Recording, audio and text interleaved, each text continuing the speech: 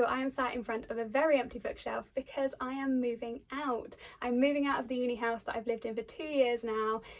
It's slightly crazy, but that means that it is the end of June, so it is time for a monthly wrap up. So here are all of the books that I read in June.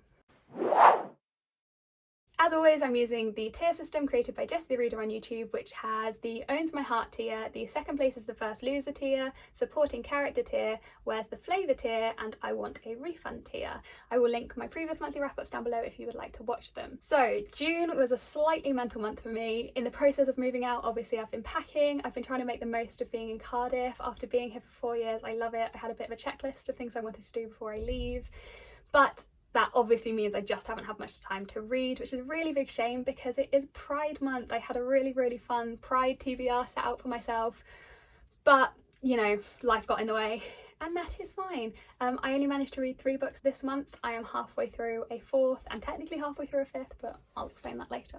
So the first book that I read this month is Cinderella is Dead. Now this is a sapphic retelling of Cinderella, obviously, set in a world 200 years after Cinderella passed away, where the king basically enforces that everyone has to live as to the ideal of Cinderella's life. So all of the girls, when they turn 16, are sent to a ball where the men of the town basically choose their women. It's a very oppressive, horrible society, and our main character, Sophia, just doesn't want anything to do with it. She is in love with her best friend, Erin, which is not allowed in the world that she lives in, and she's had enough, so she chooses to rebel.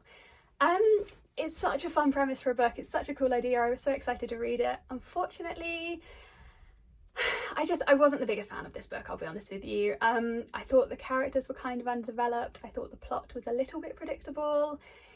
All of the big twists and turns were just a little bit predictable, obviously. I thought the romance felt a little bit forced, so yeah, this wasn't my favourite, I'll be honest. So this probably goes in the Where's the Flavour tier? Sorry.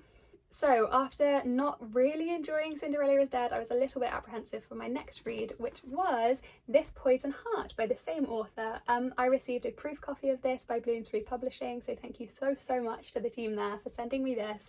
And I'm so glad I gave this author another go because I bloody loved this book.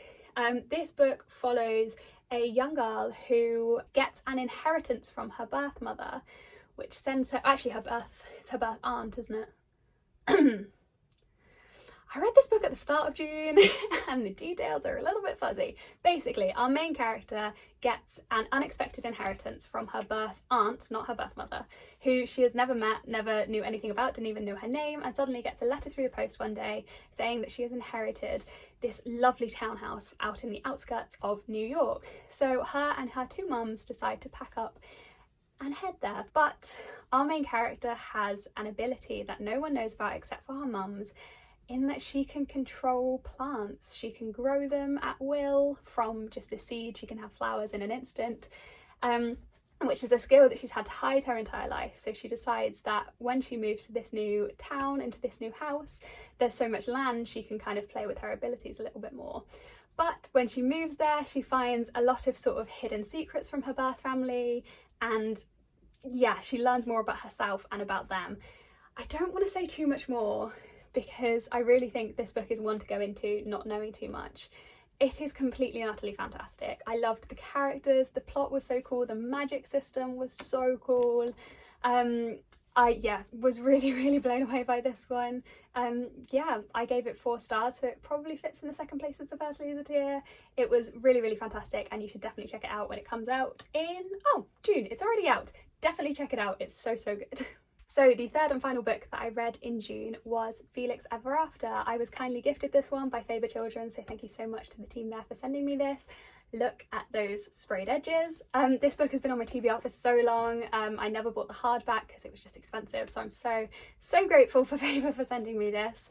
I buddy read this with 3 of my friends on Bookstagram, and I just had a really fun time with it. It's a really sweet contemporary YA romance that follows a boy called Felix, whose name is Felix Love, and he has never been in love, as ironic as it sounds. Now, Felix is a trans, queer and black teenager. This book is just about Felix coming to understand who he is and it is just such a sweet read. Felix is such a fantastic main character. He's instantly lovable. All of the side characters are really fun as well. It's a really sweet, fun plot. It deals with a lot of difficult issues with Grace, and it's just, yes, fantastic. Definitely recommend this if you're looking for a fun YA contemporary romance. This one for me probably fits in the supporting character tier. I really enjoyed it. It didn't blow me away, but I had a really fun time with it. So those are the 3 books that I managed to complete in June. It was a very slow reading month, but I'm not mad about it because I had things to do in June. Sometimes life gets in the way, and that is fine. I also read, I said I was halfway through, I'm a complete liar. I read about 100. No, I read 57 pages of Beyond the Black Door. I am really loving this book. I just haven't had an opportunity to read it. This book follows a girl who has the ability to walk through dreams. I don't know much more than that. Souls, not dreams. Oh my goodness. She can walk through souls. Wow. I am tired today. She has the ability to walk through souls. I'm only 50 pages in, so I don't know much more than that. I haven't read the blurb, but it's really good so far. And then technically I'm still currently reading A Little Life. I am, oh my goodness, what page am I on? 427 pages into this 750 page book. I'm getting there. It's so good, but goodness me, is it dense, and it's dark, and it's sad. So it is taking me a while to get through, but I am really enjoying it. So these are the 3 books that I managed to finish this month, and these are the 2 I'm currently working my way through. I'm sad I didn't manage to get to more queer books in Pride Month, but hey, I'm going to be reading queer books all year round. That's not just for Pride Month. So yeah, that was my wrap up. Thank you very much for watching, and I'll see you soon.